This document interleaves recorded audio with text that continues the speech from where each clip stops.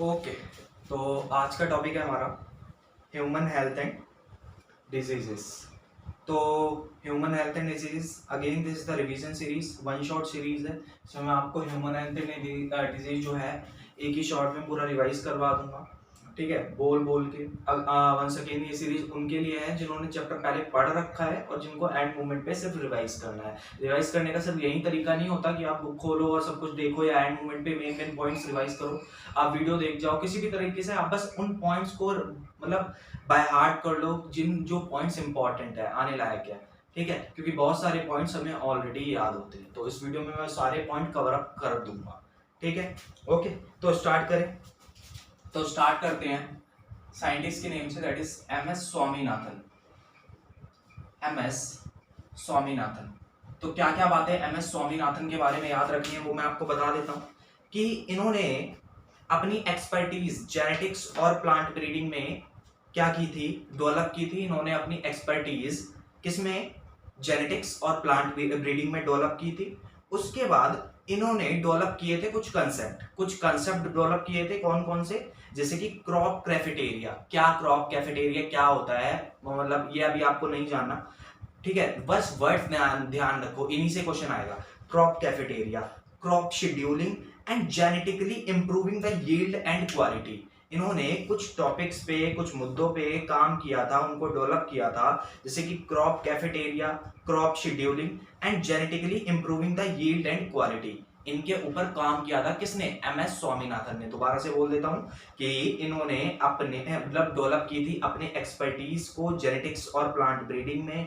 उसके बाद इन्होंने concept of crop cafeteria develop किया था, क्रॉप शेड्यूलिंग डेवलप किया था और जेनेटिकली इंप्रूव किया था यील्ड और क्वालिटी को, ठीक है। और तीसरी चीज आपको ध्यान रखनी है कि इन्होंने नॉर्मन बर्लक जिनके बारे में आप strategies of food production and enhancement में पढ़ते हो, उनके साथ भी इन्होंने कोलैब किया था, कोलैबोरेशन किया था, काम किया था, ठीक है। तो ये बातें आपको ध्यान रखनी है एम एस स्वामीनाथन के बारे में। अगर क्वेश्चन आना है तो यहाँ से आ जाएगा, ठीक है। अब आगे चलते हैं। तो आगे अब हम शुरू करते हैं अपना main chapter, that is human health and disease, ठीक है। तो ह्यूमन हेल्थ एंड डिजीज में सबसे पहला जो टॉपिक आ जाता है, दैट इज सबसे पहला टॉपिक आता है हेल्थ। तो हेल्थ क्या होता है, तो हेल्थ होता है complete physical, mental and social wellbeing. भैया एक जो पूरी तरीके से तीनों आ गए इसमें, कंप्लीट फिजिकल, मेंटल और सोशल, मतलब मेंटली, फिजिकली और सोशली तीनों तरीके से जो बंदा सही है उसी के ही हम कहते हैं कि इसके पास कंप्लीट हेल्थ है, ठीक है। हेल्थ किस किस चीज से अफेक्ट होती है, जेनेटिक डिसऑर्डर से अफेक्ट हो जाती है, इन्फेक्शन से अफेक्ट हो जाती है, लाइफस्टाइल से अफेक्ट हो जाती है, ठीक है। मैं दोबारा बोल देता हूँ कि जेनेटिक डिसऑर्डर से अफेक्ट हो जाती है, इन्फेक्शन से अफेक्ट हो जाती है, लाइफस्टाइल से अफेक्ट हो जाती है। ऑब्वियसली एक्सरसाइज वगैरह नहीं करोगे तो क्या हो जाएगा, आपकी हेल्थ अफेक्ट हो जाएगी, ठीक है। जेनेटिक डिसऑर्डर है, आपको कोई इन्फेक्शन हो गया तो भी आपकी हेल्थ अफेक्ट हो जाएगी। अगेन डिटेल लेक्चर नहीं है तो इसमें हम नहीं जा सकते कि किसकी क्या डिस्क्रिप्शन है, कैसे क्या डिटेल है, बस इसमें मैं आपको पॉइंट रिवाइज करवाने आया हूं, तो आप सिर्फ उसी चीज पर फोकस करिए, ठीक है। अगला टर्म आता है डिजीज। डिजीज क्या होता है, when one or more organs are not functioning properly. जब एक या एक से ज्यादा ऑर्गन ढंग से काम नहीं करता ना, तो उसको हम डिजीज क्या देते हैं, ठीक है। When one or more organs not working properly, तो इसको हम क्या कह देते हैं, डिजीज कह देते हैं। और पैथोजन क्या होता है, कोई भी infectious agents, any infectious agent, उसको हम क्या कहते हैं, पैथोजन कहते हैं भैया, जो कि इन्फेक्शन कॉज करता है, जैसे बैक्टीरिया, वायरस, प्रोटोजोआ, फंजाई, है ना, जो भी मतलब जो भी है आपके, जो भी इन्फेक्शन कॉज कर रहे हैं उसको हम मतलब पैथोजन बोलते हैं, यानी कि इन्फेक्शियस एजेंट। डिजीज क्या होता है, जब एक या एक से ज्यादा ऑर्गन ढंग से काम नहीं करते, not working properly, not functioning properly, तो इस कंडीशन को हम डिजीज कह देते हैं। अब डिजीज दो तरीके की होती हैं भैया, इन्फेक्शियस डिजीज और नॉन इन्फेक्शियस डिजीज। दूसरा नाम क्या होता है, कॉन्टाजियस और नॉन कॉन्टाजियस, ठीक है। तो इन्फेक्शियस क्या होती है, जो एक दूसरे से फैल जाती है, can be spread other by various means, जो मतलब एक जगह से दूसरी जगह, एक से दूसरे पर्सन में फैल सकती हैं, उनको हम इन्फेक्शियस कहते हैं। और जो एक पर्सन से दूसरे पर्सन में नहीं फैलती उन्हें हम नॉन इन्फेक्शियस बोलते हैं, ठीक है। जैसे कोविड चल रहा है, ये क्या है, इन्फेक्शियस है। उसके बाद डिजीजेस काफी तरीके की है हमारे कोर्स में, बैक्टीरियल है, वायरल है, फंगल है, प्रोटोजोवन है और हेलमिंथिक है, काफी तरीके की डिजीजेस है। तो एक एक करके हम सबको देख लेते हैं। सबसे पहले आती है बैक्टीरियल डिजीज। तो एनसीईआरटी में जो सबसे पहले बैक्टीरियल डिजीज दे रखी है वो दे रखी है टाइफाइड। इसमें हम उन्हीं पॉइंट्स पे बात करेंगे जिन जिन पॉइंट्स से क्वेश्चन बनता है और बनने की गुंजाइश रहती है, चांस रहता है, ठीक है। तो सबसे पहले आ जाता है टाइफाइड। टाइफाइड कौन से बैक्टीरिया कॉज करता है? सैल्मोनेला टाइफी, ठीक है। सैल्मोनेला टाइफी जो होता है वो मतलब टाइफाइड कॉज करता है। उसके बाद कंटामिनेटेड फूड एंड वाटर, ये कैसे फैलता है? ये कंटामिनेटेड फूड एंड वाटर से फैलता है। मतलब मान लो यार, जैसे यार फीको ओरल रूट कहते हैं हम इसको, फीको ओरल रूट कहते हैं। जैसे मान लो यार किसी बंदे को टाइफाइड था, ठीक है, उसने क्या किया, उसने कहीं जाके अपना मतलब फीकल मैटर डिस्चार्ज किया और वो फीकल डिस्चार्ज मैटर जो था वो कहीं जाके पानी में गिर गया। उस पानी को लोगों ने पी लिया या उस पानी से खाना बन गया, तो वो जो है बैक्टीरिया हमारे अंदर चला गया। ये टाइफाइड का रूट होता है, फीको ओरल रूट कहते हैं। Faeco means faecal matter, oral means खाना, ठीक है। ऐसे कहते हैं ना, ओरली लेते दवाई को, ओरल मींस खाना। तो फीकल ओरल रूट होते हैं, कंटामिनेटेड फूड एंड वाटर से फैलता है। 2-3 बीमारियां हैं जो कंटामिनेटेड फूड एंड वाटर से फैलती है, ध्यान रखना है, ठीक है। उसके बाद इसमें जनरल, देखो जनरल सिम्टम्स क्या होते हैं, जिन सिम्टम्स पे मैं ज्यादा जोर डालूंगा क्वेश्चन वहीं से आएगा, ठीक है। वरना जनरल सिम्टम्स से क्वेश्चन नहीं पूछा जाता। जैसे क्या होता है, पेन होने लगता है, इसमें क्रैम्प्स आते हैं, क्रैम्प्स मतलब रुक रुक के दर्द होता है। सस्टेन्ड फीवर, सस्टेन्ड फीवर का मतलब लगातार फीवर रहता है 39 to 40 डिग्री सेल्सियस। एनसीईआरटी में डेटा मौजूद है। सस्टेन्ड फीवर मतलब एक कंटिन्यूअस फीवर रहता है 39 to 40 degree Celsius.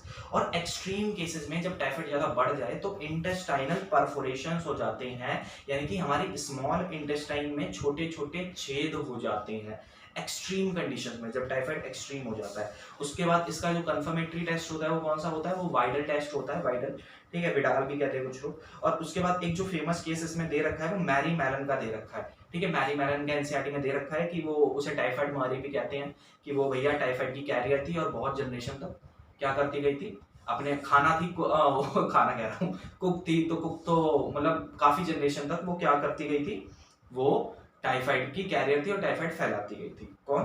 Typhoid Mary या मैरी मैलन भी कहते हैं उसको, ठीक है। अगली बैक्टीरियल डिजीज है कॉलरा। पहली बैक्टीरियल डिजीज थी कौन सी? टाइफाइड। ऐसे आपको कैटेगराइज करके रखनी है, ध्यान रखनी है कि कौन सी वाली कौन करता है डिजीज, ठीक है, क्योंकि वो आपसे डायरेक्टली भी पूछ सकते हैं विच of the following is viral disease, bacterial disease, तो ऐसे करके। अगली डिजीज आती है कॉलरा। कॉलरा कौन कॉज करता है? विब्रियो कॉलराई, ठीक है, विब्रियो कॉलराई ये कॉज करता है बैक्टीरिया। क्या ये कैसे फैलता है? इसका भी सेम रूट है, कंटामिनेटेड फूड एंड वाटर, वही फीको ओरल रूट, ठीक है। ये भी कॉलरा जो होता है ये भी सेम तरीके से फैलता है जैसे कि टाइफाइड फैलता था, कैसे? कंटामिनेटेड फूड एंड वाटर यानी कि फीको ओरल रूट के थ्रू, ठीक है। और इसमें डायरिया हो जाता है। डायरिया मतलब जैसे ना इसमें ना बहुत वाइट कलर की का फीटल मैटर और पतला सा फीटल मैटर क्या होता है, डिस्चार्ज होता है, डायरिया हो जाता है इसमें, मतलब जल्दी जल्दी लोटा लेके भागना पड़ता है, ठीक है। तो मतलब ये मैं बताना चाहता हूँ इसमें, ओके, डायरिया की तरह हो जाता है। बाकी इसमें ज्यादा एनसीईआरटी में दे नहीं रखा है, बस आपको इतना ध्यान रखना है यहाँ पे कि कॉलरा एक बैक्टीरियल डिजीज है। उसके बाद अगली डिजीज आ जाती है निमोनिया। तो निमोनिया जो है दैट इज ड्रॉपलेट इन्फेक्शन भी कहते हैं निमोनिया को। ड्रॉपलेट इन्फेक्शन मतलब यार कि ड्रॉपलेट से फैल जाता है, किसी ने छींका तुम्हारे मुंह पे ही छू दिया तो उसकी ड्रॉपलेट जो थी छींक की वो तुम्हारे मुंह पे आ गई, या ठीक है। तो मतलब यार देखो ये सब ऐसे केसेस हैं जो कि सच में होते हैं, ठीक है, सच में होते हैं, तो तभी तो ये फैल रही है। या किसी ने ड्रॉपलेट ऐसे करके नाक जो है ऐसे करके कुछ पोंछा और फिर दरवाजे को टच कर दिया, लाइक दैट फैक्ट्स की अपनी ड्रॉपलेट्स को स्प्रेड कर दिया, और अपनी ड्रॉपलेट्स को स्प्रेड कर दिया तो उसने कहीं ना कहीं अपनी बीमारी को स्प्रेड कर दिया। कौन सी बीमारी ड्रॉपलेट इन्फेक्शन से स्प्रेड होती है? निमोनिया, ठीक है। कौन से दो बैक्टीरिया करते हैं? तो दो बैक्टीरिया एनसीईआरटी लिखती है, स्ट्रेप्टोकोकस निमोनिया और हीमोफिलस इन्फ्लुएंजा। कौन से? Streptococcus pneumonia and Haemophilus influenza. ध्यान रखना, पहले वाला याद हो जाता है क्योंकि निमोनिया वर्ड आता है, दूसरा वाला आपको ध्यान रखना है, दैट इज हीमोफिलस इन्फ्लुएंजा, ठीक है। इसके सिम्टम्स क्या क्या होते हैं? इसमें ना जनरली एल्वोलाई के अंदर ना पानी भर जाता है, फ्लूइड फिल्ड एल्वोलाई कहते हैं हम कंडीशन को, ठीक है। उसके बाद फीवर आता है, चिल्स, ठंड लगने लगती है, ठीक है। ये दीज आर जनरल सिम्टम्स। मैंने बोले जो ढंग का सिम्टम होगा उसे मैं एक दो बारी रिपीट कर दूंगा। जैसे फ्लूइड फिल्ड एल्वोलाई था, इसमें क्या होता है, एल्वोलाई के अंदर पानी भर जाता है, फीवर आता है, वही बुखार आता है, चिल्स, ठंड लगती है, कफ हो जाता है, हेडेक होने लगता है, सर दर्द होने लगता है, ठीक है। उसके बाद एक्सट्रीम केसेस में क्या होता है कि lips and finger nails grey to bluish हो जाते हैं। ये सिम्टम भी आपको ध्यान रखना है कि आपके जो लिप्स होते हैं होठ और जो फिंगर नेल्स ये नाखून होते हैं ये ग्रे से मतलब नीले कलर के हो जाते हैं, ब्लूइश हो जाते हैं एक्सट्रीम केसेस के अंदर, निमोनिया के अंदर। ठीक है, अगली बीमारी आ जाती है दैट इज प्लेग। ठीक है, प्लेग के बारे में बस आपको इतना ध्यान रखना है कि ये एक बैक्टीरियल डिजीज है, क्योंकि एनसीईआरटी में सिर्फ इतना ही लिखा है, क्योंकि ज्यादातर पेपर अब देखा गया है यार जनरल ट्रेंड से कि ज्यादातर पेपर अब एनसीईआरटी से बनता है। तो आपको अगर एनसीईआरटी की लाइंस के बारे में ज्यादा अच्छे से पता है तो बस आप क्वेश्चन को उड़ा दोगे। ठीक है, तो आपको क्या ध्यान रखना है, जैसे कॉलरा के बारे में ज्यादा इन्फॉर्मेशन नहीं है तो कॉलरा में भी इतना ध्यान रखना है बैक्टीरियल डिजीज है। इसी तरह प्लेग का भी ऐसा ध्यान रखना है कि क्या है ये भी बैक्टीरियल डिजीज है। जैसे एनसीईआरटी में एक लाइन लिख देता है ना एंड में कि dysentery, plague and diphtheria are some of the other bacterial diseases in man. ठीक है, जैसे कौन कौन सी बैक्टीरियल डिजीज एनसीईआरटी में गिवन है, सबसे पहले तो टाइफाइड गिवन है, उसके बाद आपकी निमोनिया गिवन है, उसके बाद डिसेंट्री, प्लेग और डिप्थेरिया। डिसेंट्री, प्लेग और डिप्थेरिया ये 3 डिजीजेस एनसीईआरटी ने और बोला है कि ये भी बैक्टीरियल डिजीजेस होती हैं। ओके, तो प्लेग भी बैक्टीरियल डिजीज है, आपको बस इतना ध्यान रखना है इसमें। उसके बाद डिप्थेरिया भी बैक्टीरियल डिजीज है। ठीक है, उसके बाद टिटनस भी आपको पता होना चाहिए। जो टिटनस होता है ना, जैसे कई बार लोहा वगैरह लग जाता है तो हम कहते हैं यार ये लोहा वगैरह लग जाता है तो टिटनस का इंजेक्शन लगवा लो। तो टिटनस भी एक बैक्टीरिया से होता है। कौन सा बैक्टीरिया होता है टिटनस के अंदर, ये होता है क्लोस्ट्रीडियम टिटनी। ठीक है, क्लोस्ट्रीडियम टिटनी, ध्यान नहीं रखना है, एनसीईआरटी में गिवन नहीं है, आपको सिर्फ इतना ध्यान रखना है कि ये भी एक बैक्टीरियल डिजीज है। कौन, टिटनस। ठीक है, ऑब्वियसली यार बैक्टीरिया यहाँ वहाँ घूमता रहता है तो लोहा लग जाएगा तो इंजेक्शन लगवाना पड़ता है ना, बैक्टीरियल डिजीज है, ऐसे ध्यान भी रख सकते हैं कि बैक्टीरिया इधर उधर से ही फैलता है। ठीक है, तो इतनी बैक्टीरियल डिजीज ध्यान रखना, कौन कौन सी, pneumonia, typhoid, dysentery, plague, diphtheria. ठीक है, अगेन आपको डिस्क्रिप्शन नहीं पढ़ना क्योंकि है भी नहीं आपके कोर्स में। उसके बाद टिटनस और ध्यान रखने का। ठीक है, अगली डिजीज आ जाती है वायरल डिजीजेस। तो वायरल डिजीज जो होता है, वायरल डिजीज में सबसे पहला जो डिजीज एनसीईआरटी लिखती है वो लिखती है कॉमन कोल्ड। कॉमन कोल्ड का मतलब जो आम खांसी जुकाम होता है ना, आम खांसी जुकाम, कोविड नहीं। ठीक है, तो उसको कॉमन कोल्ड कहते हैं आम भाषा में, और हमारी बुक भी यही लिखती है। और ये कहता है ये एक ग्रुप ऑफ वायरस कॉज करता है, ये कॉमन कोल्ड एक ग्रुप ऑफ वायरस, वायरस का एक ग्रुप, एक वायरस नहीं एक ग्रुप ऑफ वायरस कॉज करता है। उस ग्रुप ऑफ वायरस को हम लोग राइनो वायरस कहते हैं। क्या बोलते हैं, राइनो वायरस कहते हैं उस ग्रुप को। ठीक है, और ये करते क्या है, ये नोज और रेस्पिरेटरी पैसेज को इन्फेक्ट करते हैं, लंग्स को नहीं। निमोनिया में एल्वोलाई लंग इन्फेक्ट हो जाता था, पर ये लोग क्या करते हैं, कॉमन कोल्ड वाले वायरस, वो बैक्टीरिया करता था निमोनिया, ये क्या करते हैं, ये सिर्फ और सिर्फ आपके नोज को और रेस्पिरेटरी पैसेज को इन्फेक्ट करते हैं, आपके लंग से छेड़छाड़ नहीं करते। समझ में आ रही है मेरी बात, आगे चलते हैं। उसके बाद ये भी ड्रॉपलेट इन्फेक्शन है, मतलब ये भी एक जगह से, मतलब एक पर्सन से दूसरे पर्सन में क्या होता है, फैल जाता है। ठीक है, उसके बाद कुछ वायरल डिजीजेस आपको ध्यान रखनी है, दैट इज डेंगू। ठीक है, चिकनगुनिया, डेंगू और चिकनगुनिया जो होता है वो एडीज मॉस्किटो, दोनों ही एडीज मॉस्किटो से होते हैं। चिकनगुनिया तो फैला भी था, इसे जॉइंट पेन फीवर भी कहते हैं। इसमें क्या होता है, बहुत पेन होने लगता है हमारे जॉइंट्स के अंदर। ठीक है, डेंगू और चिकनगुनिया ये दोनों ही एडीज मॉस्किटो से होते हैं। उसके बाद स्मॉल पॉक्स, स्मॉल पॉक्स भी एक वायरल डिजीज है। स्मॉल पॉक्स जो है आपको इसके बारे में ये ध्यान रखना है कि ये दुनिया से कंप्लीटली खत्म हो चुकी है, बीमारी कंप्लीटली इरेडिकेट हो चुकी है।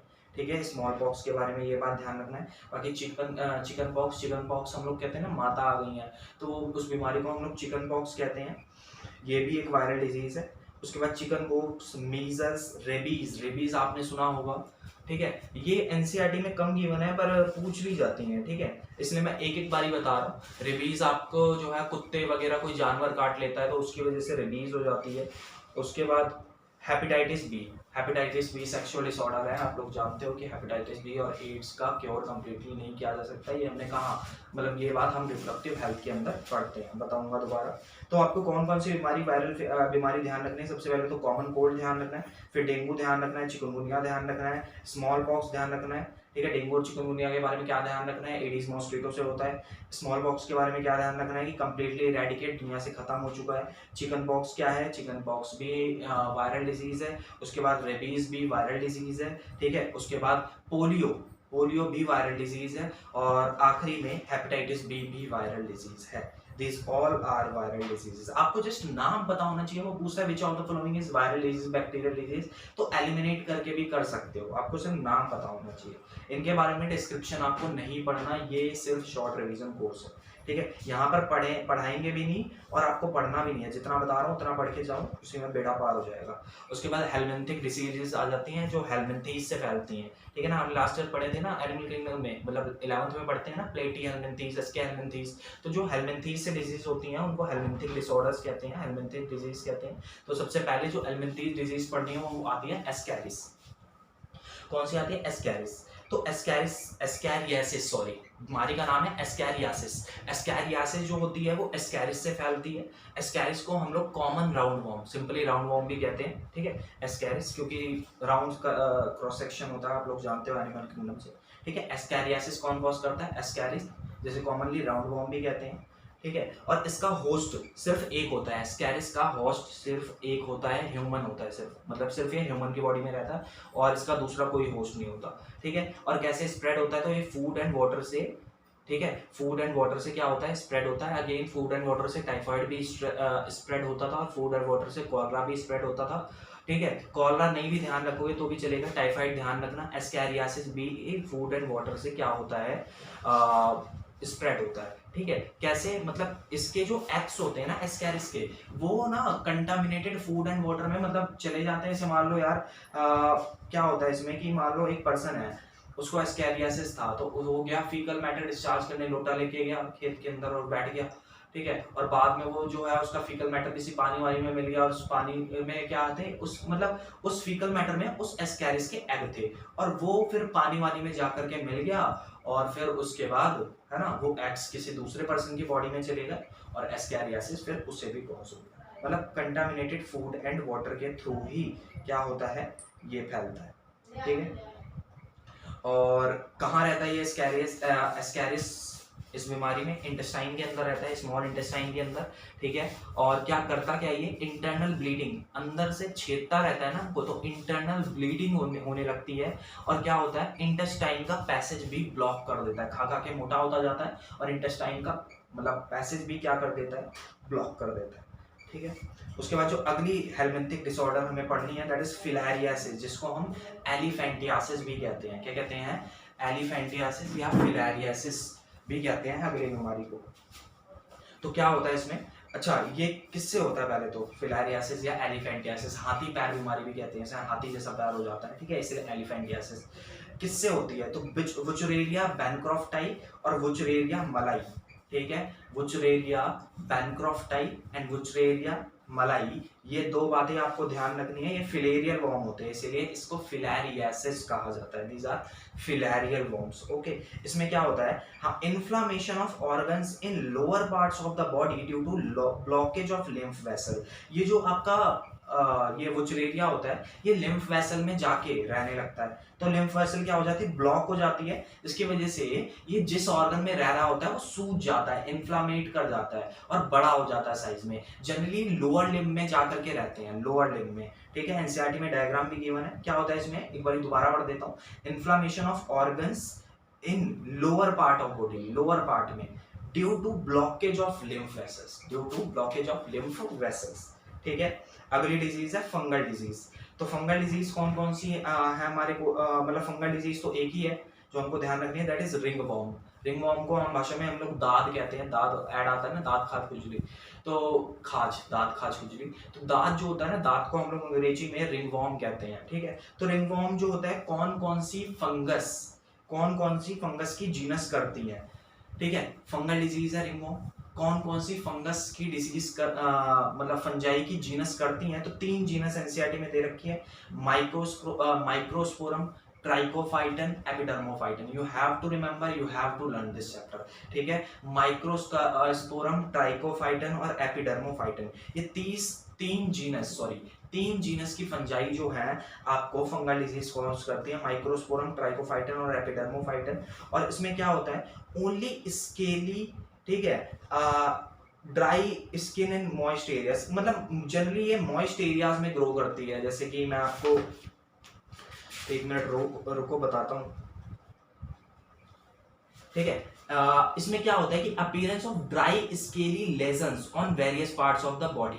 इसमें क्या होता है, ड्राई सूखे से और स्केली स्केल्स पड़ जाते हैं, मतलब धब्बा वब्बा पड़ जाता है। लेजन्स कहते हैं घाव को, ठीक है। वो अलग अलग पार्ट्स पे हो जाते हैं। कौन कौन से पार्ट्स कहाँ कहाँ पर होते हैं, मतलब ये दांत, स्किन, ठीक है, स्किन पे हो जाता है, खाल पे हो जाता है, नेल्स नाखूनों पर हो जाता है, स्कार्फ मतलब खोपड़ी पर हो जाता है, खोपड़ी पर हो जाता है, ठीक है। उसके बाद इस और ये जो है इन लेजन्स में ये जो दांत होता है इसमें इंटेंस इचिंग होती है, बहुत तगड़ी खुजली होती है। मतलब ऐसा लगेगा आपको कि मैं एकदम से इसको खुजला के बस हटा दूं, मतलब ऐसी फीलिंग आएगी आपको, ठीक है। और ये जो फंजाई है ये इसको ग्रो करने में कौन हेल्प करता है, मतलब कैसे ग्रो होती है, तो ये बॉडी के उन पार्ट्स पर ग्रो करती है जहां पर हीट और मॉइस्चर ज्यादा होता है, जैसे जहां पर पसीना निकल रहा हो और जहां पर गर्मी बहुत तगड़ी लगती है, ठीक है। जैसे कि as in skin folds such as those in groin और बिटवीन द टोज, ठीक है। जैसे ग्रोइन, ग्रोइन रीजन कहते हैं, एनसीईआरटी ग्रोइन वर्ड लिखते हैं GROIN। तो ग्रोइन का मतलब होता है एब्डोमेन और थाई। एब्डोमेन और थाई के बीच का जो रीजन होता है ना, ऑब्वियसली जनरली हम पैंट शर्ट पहन के चलते हैं तो यहाँ पर हीट गर्मी भी लगती है और पसीना भी बहुत निकलता है, तो यहाँ पर दाद हो जाता है। और उंगलियों के बीच में जो हमारे पैर में जूते होते हैं, कई बार जूते पहन के चलते हैं तो यहाँ भी पसीना उंगलियों के बीच में निकलता है और वहां पर हीट भी बहुत पैदा होती है क्योंकि उंगलियां जुड़ी हुई हैं, ठीक है। तो इसी वजह से वहां भी दाद हो जाता है। ओके, तो ये हमने सारी बीमारियां कवर कर ली एटलीस्ट, एक्सेप्ट प्रोटोजोअन डिजीज। तो प्रोटोजोअन डिजीज पे आ जाते हैं। प्रोटोजोअन डिजीज जो आपके कोर्स में दे रखी है वो है मलेरिया, ठीक है। मलेरिया गिवन है। तो मलेरिया जो है वो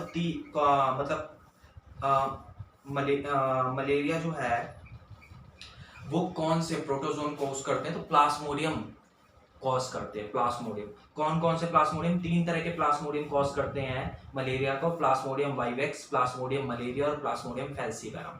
कौन कौन से, प्लाज्मोडियम वाइवेक्स, प्लाज्मोडियम मलेरिया और प्लाज्मोडियम फैल्सीपैरम। इसमें से प्लाज्मोडियम फैल्सीपैरम का जो मलेरिया होता है वो सबसे घातक होता है, मोस्ट मैलिग्नेंट होता है, सबसे सीरियस होता है। समझ में आ रही मेरी बात। उसके बाद आपको मलेरिया की एक साइकिल एनसीईआरटी में गिवन है, आप वो पेज खोल लीजिए और वरना मेरी बात को अगर ध्यान से सुन लेंगे तो उससे भी आपकी वो साइकिल रिवाइज हो जाएगी, ठीक है। तो कहां से शुरू करूं मैं इस साइकिल को, यहां से शुरू करता हूं कि भैया देखो, पहले तो इसके 2 होस्ट होते हैं, इस प्लाज्मोडियम के 2 होस्ट होते हैं। पहली होती है फीमेल एनोफिलस, इसको प्राइमरी होस्ट भी कहते हैं, और सेकंड होता है ह्यूमन, जिसे हम सेकेंडरी होस्ट कहते हैं। फीमेल एनोफिलस मॉस्किटो को एडीज मॉस्किटो फैलाती है डेंगू और चिकुनगुनिया।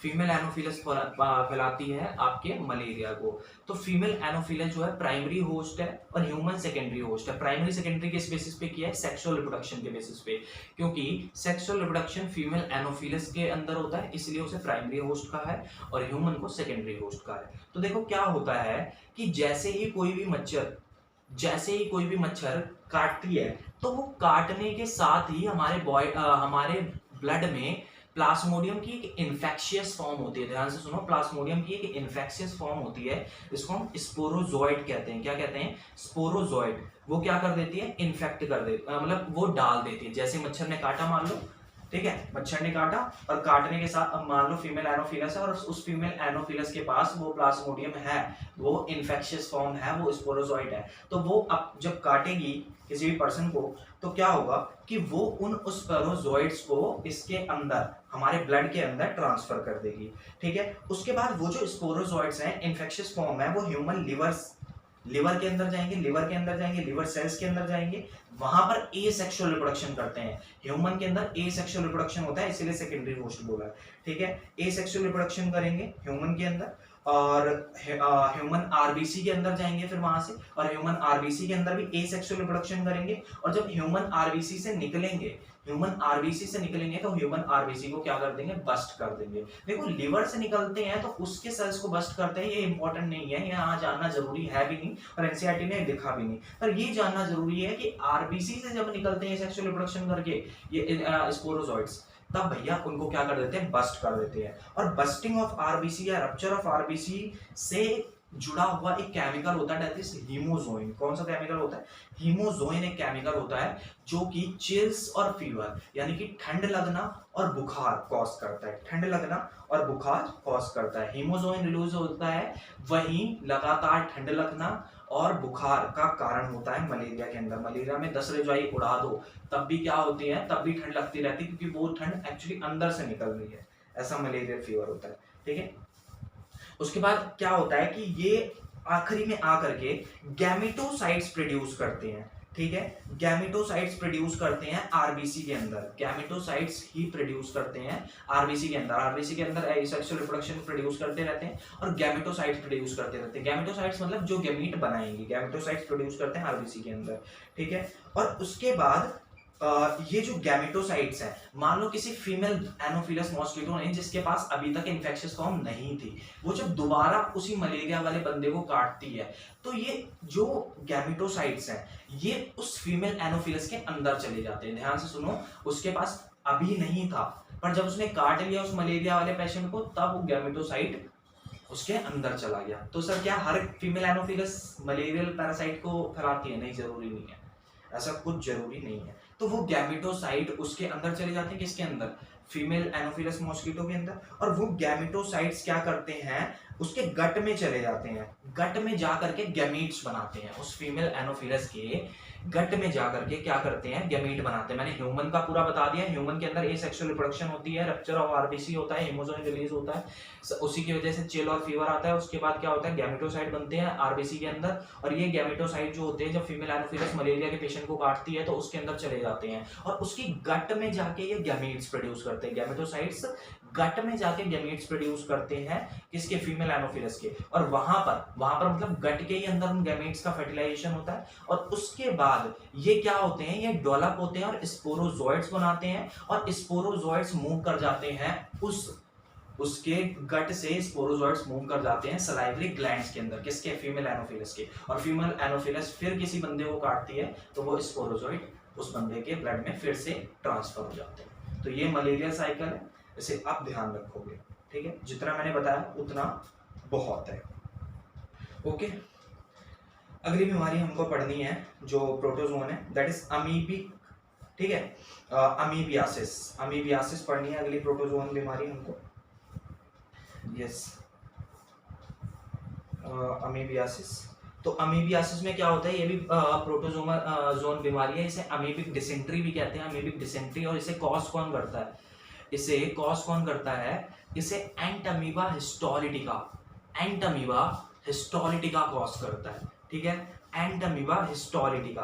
और इसको हम ब्लडी डायरिया भी कहते हैं क्योंकि इसके अंदर जो फीकल मैटर है उसमें ब्लड निकलता है, ओके। तो इसका क्या सोर्स है, तो एंटअमीबा हिस्टोलिटिका। और ये कैसे फैलता है, ये food, contaminated food and water से फैलता है, ठीक है, कंटामिनेटेड फूड एंड वाटर से ही फैलता है। कैसे कंटामिनेटेड फूड एंड वाटर से फैलता है, नहीं जानना, छोड़ो, अभी नहीं जानना आपको। एक्चुअली टेट्रा न्यूक्लिएटेड सिस्ट के द्वारा फैलता है ये, पर आपको अभी नहीं जानना। कंटामिनेटेड फूड एंड वाटर से कुछ बीमारियां हो गई, टाइफाइड हो गया, कॉलरा हो गया, उसके बाद ये अमीबियासिस हो गई, ठीक है। तो ये सब जो है आपके किससे फैलते हैं।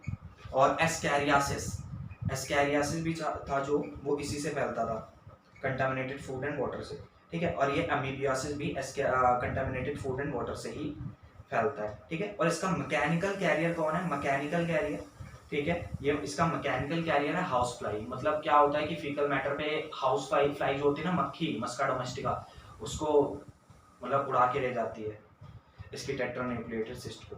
और ये बंदों के अंदर, लोगों के अंदर, इंटेस्टाइन के अंदर, लार्ज इंटेस्टाइन के अंदर रहता है। कहाँ रहता है ये, लार्ज इंटेस्टाइन के अंदर, ठीक है। एस्कैरियासिस में एस्कैरिस स्मॉल इंटेस्टाइन के अंदर रहता था। अमीबियासिस में एंटअमीबा हिस्टोलिटिका कहाँ रहता है, लार्ज इंटेस्टाइन में रहता है, ध्यान रखना है आपको ये। उसके बाद अगली बीमारी जो आ जाती है that is AIDS. AIDS is a viral disease, ठीक है, ये बात आपको बताने की जरूरत नहीं है, एड्स भी एक वायरल डिजीज है। तो एड्स की फुल फॉर्म क्या है, तो एक्वायर्ड इम्यूनोडेफिशिएंसी सिंड्रोम, ठीक है। इसकी फुल फॉर्म है एक्वायर्ड इम्यूनोडेफिशिएंसी सिंड्रोम। सिंड्रोम का मतलब होता है ग्रुप ऑफ सिम्टम्स, सिंड्रोम का मतलब होता है ग्रुप ऑफ सिम्टम्स।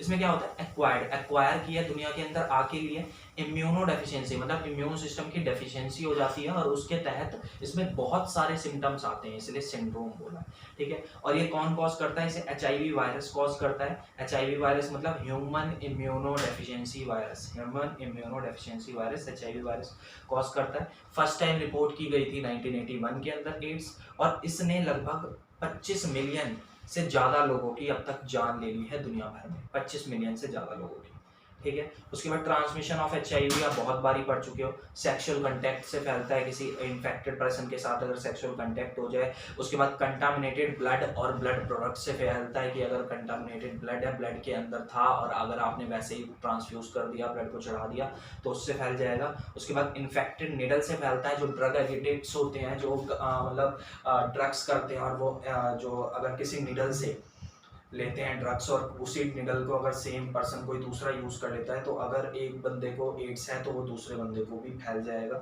उसके बाद infected mother to child through placenta, उसके बाद जो इसका वायरस होता है HIV वायरस, वो प्लेसेंटा को क्रॉस कर जाता है और मदर टू चाइल्ड में भी फैल जाता है, इन्फेक्टेड मदर टू चाइल्ड में भी फैल जाता है प्लेसेंटा के थ्रू, ठीक है। उसके बाद ये इन्फेक्शियस डिजीज नहीं है, मतलब कि ये टच करने से, ऐसे फिजिकल कांटेक्ट से नहीं फैलती है, ठीक है। और उसको जो ग्रुप ऑफ वायरस कॉज करता है, जो ग्रुप ऑफ वायरस कॉज करता है, उन ग्रुप ऑफ वायरस को इसको क्या कहते हैं? रेट्रोवायरसेस कहते हैं। कॉमन कोल्ड जो कॉज करते थे उन्हें राइनोवायरसेस कहते थे, ये जो कॉज करते हैं इसे रेट्रोवायरसेस कहते हैं, ठीक है। जो HIV कॉज करते हैं ऐसे वायरसेस को रेट्रोवायरसेस कहते हैं, रेट्रोवायरस के ग्रुप में रखते हैं। क्यों रेट्रोवायरस कहते हैं? क्योंकि इनके पास RNA जेनेटिक मटेरियल होता है, ठीक है, RNA जेनेटिक मटेरियल होता है। रेट्रो इसलिए वर्ड रेट्रो का मतलब होता है बैक, पीछे।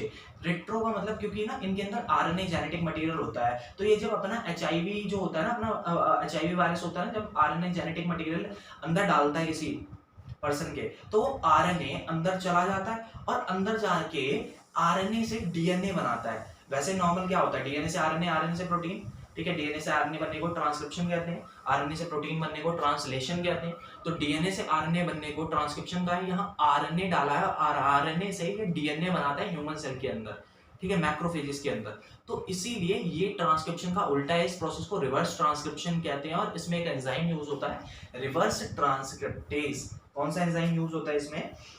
Reverse transcriptase,